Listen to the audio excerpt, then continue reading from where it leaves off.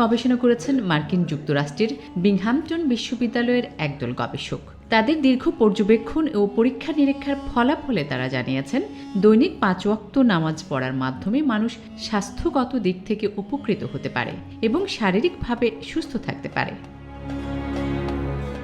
গবেষকরা জানিয়েছেন, নামাজের সময় শারীরিক যে ক্রিয়া হয়ে থাকে এটা নিয়মিতভাবে ও নির্ধারিত সময়ে হয়, তবে অন্য সব চিকিৎসা থেকে পিঠের ব্যথা কমানোর ক্ষেত্রে বেশি ভূমিকা পালন করবে এই নামাজ।